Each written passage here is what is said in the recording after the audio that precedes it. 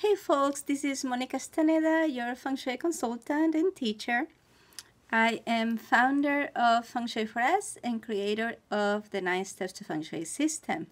And whenever you see this background that I'm having here right now, that means that I'm going to be talking to you about clutter, home organization, or upkeep of the home, maintenance, cleaning, and things like that. So whenever you see this background, in any of my videos, you will know that it's about decluttering, home organization, maintenance, and cleanliness. And so I want to share a story with you today about what somebody told me. It's a client, and it's a person who has a very good job and lives by herself. And she has shared with me that she feels very overwhelmed with housework because she works a full-time job. Sometimes she has to work overtime and there's quite a bit of a commute. So by the time she gets home, she's too tired to clean the house. She barely has time to do the basics, cook meal for herself. And so she was telling me that she has this schedule, right? And on weekends, that's her catch-up time. So she has this schedule where on Saturday morning she gets up and she cleans, and then she goes out to lunch. She then goes look for something fun to do. She might go to the movies, to a festival, and then on Sundays she goes to church in the mornings, and then in the afternoon she goes grocery shopping. And that's her weekend. And so in theory, that's her weekend, but in reality, it's not like that. In reality, she doesn't get these things done because when she wakes up on Saturday morning, she feels too down to do anything. And so she doesn't do the cleaning. And then, she'll just waste her morning, and she ends up eating whatever junk food. She'll go and get junk food, or she'll just put something together like a peanut butter sandwich at home, and she won't actually have the special lunch that she was expecting to have after she had cleaned the house, go somewhere nice to have lunch.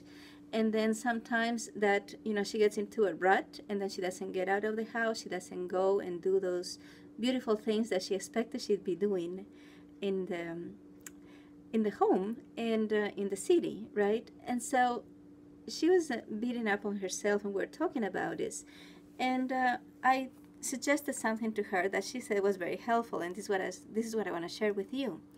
She grew up with this idea that Saturday morning is cleaning day. You do the cleaning, and at the same time you're doing the laundry. And the Saturday afternoon, that's the time to do fun things.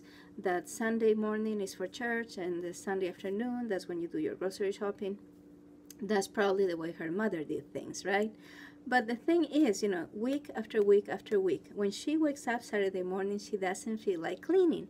And week after week after week, this uncleanliness is adding up, and she's starting to feel very depressed and very sad, very blue, because her home gives her bad feedback. Whenever she comes home, her home is dirtier and dirtier, and then she gets down and down and down. And so what I suggested to her is that she work with herself instead of against her. So to work with her own energy instead of against her own energy. So obviously, Saturday morning is not a good time for her to clean because it's not happening. And so we have these cycles. Our bodies go through certain cycles.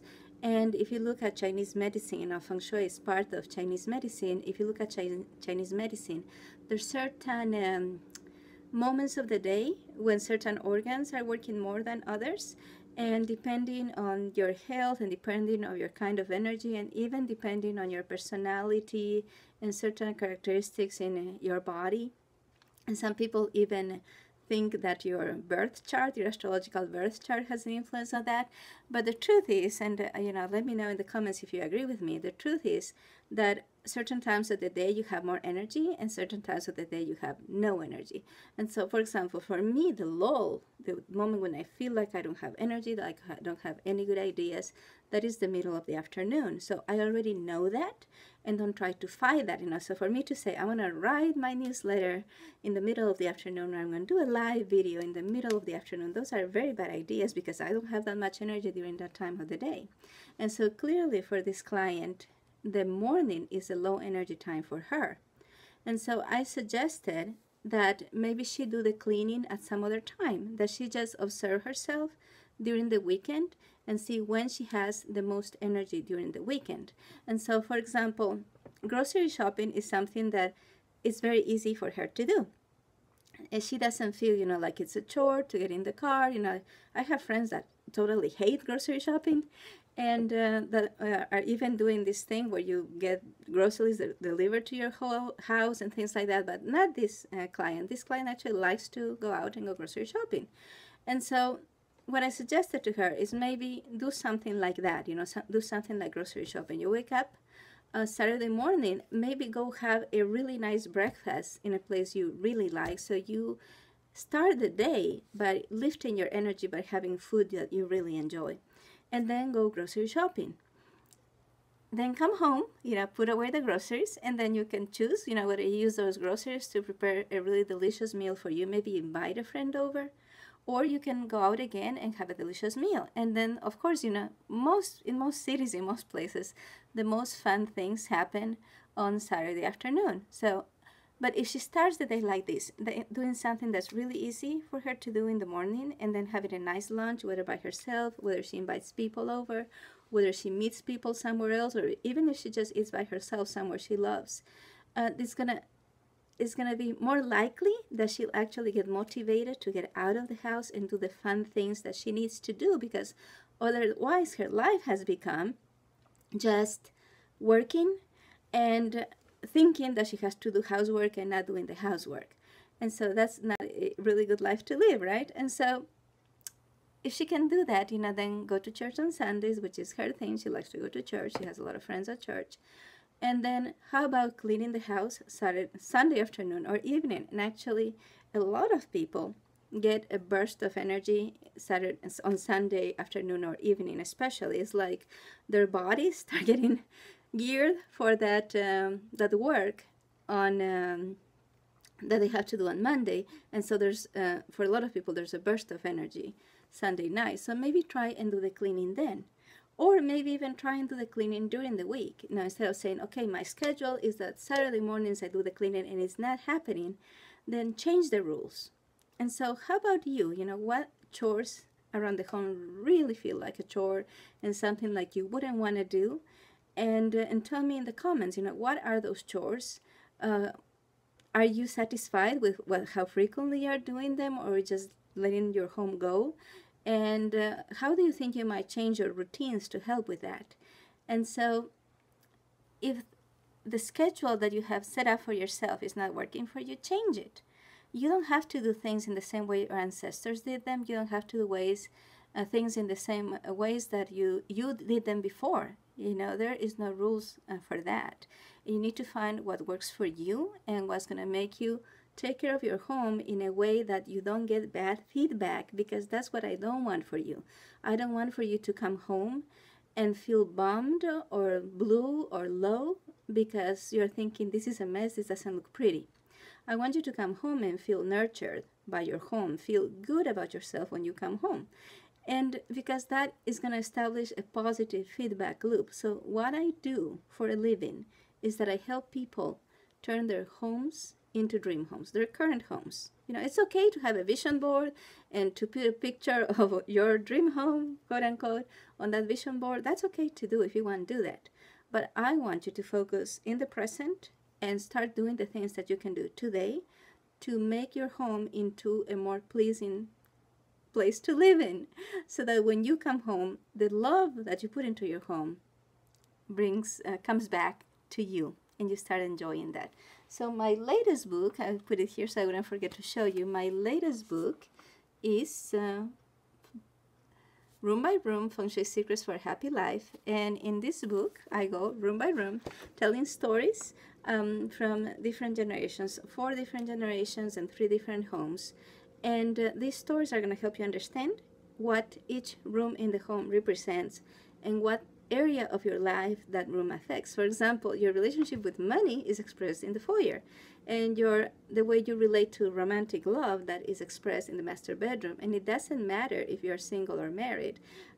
it's still the same, the same, the master bedroom feeds the way you feel about love.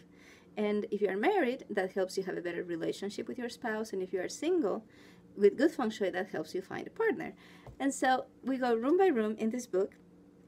And the reason I wrote this book is because I wanted you to understand the importance that every room in the home has in your life, that you can't just let it go, and that if you find, if you are able to organize your time and your schedule in a way that you are actually putting love into your home and making your love into a place you can be proud to show, not because you're a show off, right? Because if your place is beautiful enough, you want to show it off, that means that it's beautiful enough, that is feeding you, that is giving you good energy, that is good vibrations in your home, and those are going to help you be a happier person.